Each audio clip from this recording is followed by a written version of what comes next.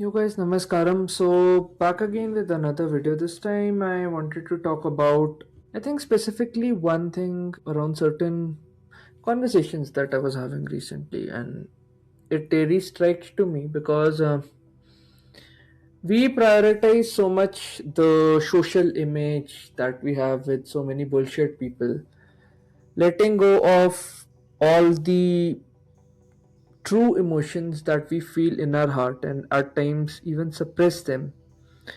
What I'm talking about is you might have seen that a lot of us, since I can only speak from an Indian context, I've seen a lot of people, they talk a lot of shit about people who are not in that specific room. Let's say if a person is trying to improve in any capacity, when that person is specifically not on that table, a lot of people start talking shit about that specific person. So, what had happened? There was this person who was talking to me about how we should maintain a good face with people. In reality, we know how they are, but it's better to just be goody two shoes and all of that. I think the subtle connotation here was that let's maintain a good relationship on the face so that in future they can come and be of use to us. Now this exists a lot in small town, maybe villages as well, because let's say if you're not there in a lot of things, the village or the so-called community would start ghosting you, which I feel is completely idiotic. Because I understand humans work in groups and there are like a lot of group dynamics, but I thought maybe let's just address it because a lot of people I talk on, let's say who are introverts and people who have that personality of more of an individual person per se, struggle with this a lot. The same tendencies that we have within us, we try to carry it outside. Let's say when we have changed places, the same bullshit ignorance keeps on going on all levels. So you might have noticed that it happens a lot in colleges and things like that. Everyone is smiling at the table. Sometimes, let's say there are three people. Uh, Two people are just talking via text and bearding out the third person. Or in other situations, the moment that person leaves, a sort of real conversation begins because they don't want to confront or make an enemy. So, why do people have this tendency to act very warm in front of you, but dissect each and every action of yours when you're not present? Uh, I think a lot of reasons stem from jealousy, maybe cowardice, and maybe a lot deeper. Maybe the thing is that we just don't have an apt spine to stand up for our own beliefs.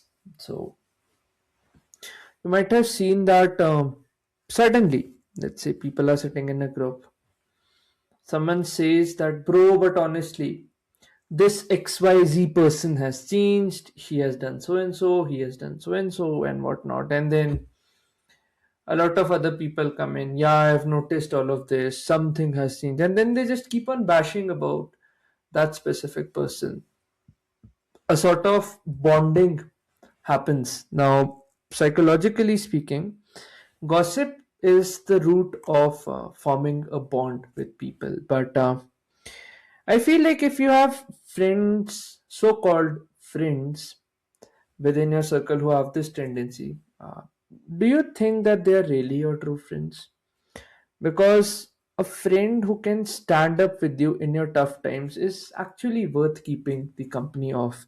There's no point in having 1,000, 2,000 bullshit people terming them as friends, and when your hard time comes, no one stands with you because that friendship is not based on true authenticity, true honesty. It's very common. I've seen it in so-called parties, weekend parties. People are fucking drinking and talking a lot of big things about XYZ people. And there's that like weird shitty pattern. I find it very disgusting. Something within me just irks seeing this. Now, coming to the root of it, why does it happen? Because see, what happens is we think that our reputation is our survival. Everyone kind of knows everyone. Social circles kind of overlap. Let's say two people are dating, girlfriends, friends, boyfriends, friends. They want to just overlap and all of that. Word of mouth spreads fast. And let's say if you're openly confronting about things or patterns you find shitty, it's very risky.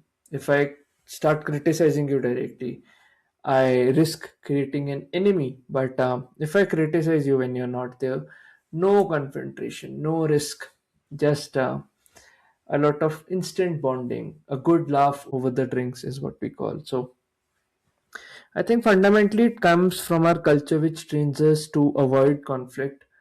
We are never taught to how to disagree calmly, express anger directly, handle confrontation maturely, and due to all of this, we just keep on suppressing those emotions, and they just relocate here and there, from confrontation to these subtle aggressive forms. Passive aggressive is the correct term, but then see, psychologically speaking or evolutionary speaking, we are like hunter gatherers. We still believe in tribes, and especially in our country there's a heavy collectivist culture. So when someone says, bro, I feel something is off about him, her, and others agree, you see, tribally speaking, there's an instant connection.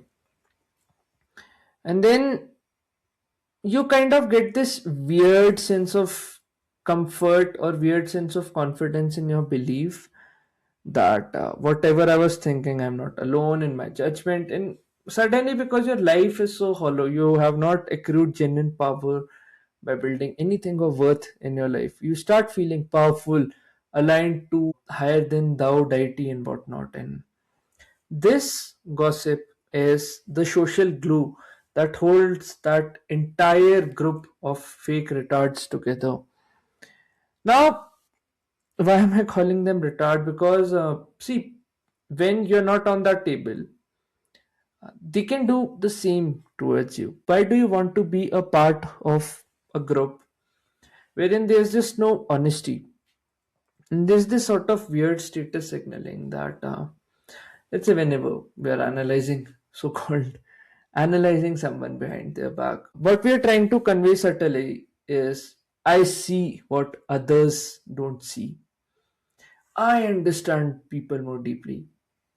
Well, truth be told, you're just all drunk talking shit. You think you have all these, like, divine signals, divine manifestations, and whatnot, and then you bring in your useless assumptions from a lot of useless, just which is just based on misinformation and all of that, and you get the sense that I'm more aware. It's like a weird dominance game, but you know the reality that if you're talking about someone behind their back and you are their so-called friend, you will also be under the radar one day. And I don't know, a lot of these people and whatever these tendencies are, they operate a lot on reputation, image management. We won't understand the true nature, the true context of any specific person, that where is it coming from. And like, when I was having those conversations, it felt pretty weird that people want to present their bullshit conditioning, their village or tribal conditioning, as sort of a mature learning, which is very weird, because learning happens when you keep on continuously breaking your biases and separating from a so-called higher consciousness. There's nothing of that sort exists that you are all the time at the highest. It's just a journey, but always having all these weird biases and things like that, and then getting a sort of weird pleasure out of this. I feel this is very scarcity mindset thing, that you just feel pleasure in bringing others down. Now, like, if you're watching this video or if you've watched till here, what can you do? I think the ideal way is to just have people whom you can just honestly connect to in a one-to-one setting, because this is where true depth formation happens. Don't join any gossip to feel included.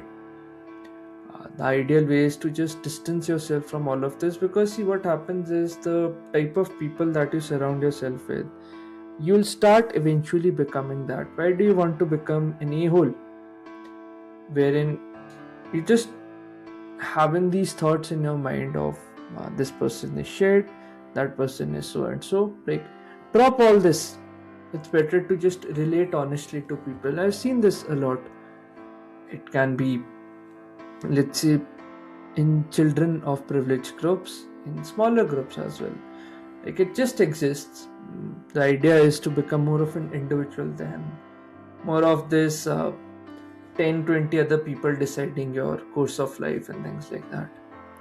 And I think the best marker of it is just keep on building your life, keep on building your competence, because I also agree to somewhat level that being talked about, being a topic of discussion, we can be that in a good way. Let's say when you're growing, when you're improving in whatever ways you can, then all these gossips won't even matter to you. The ideal way is to just not overshare, not over invest in so-called friends, because they'll just kick you out whenever they think that you're now no longer part of their so-called weird standards, that whatever they hold, they can never know you as a true person. So I think it's best to just remove all falseness and all this sense of weird security and comfort that you get.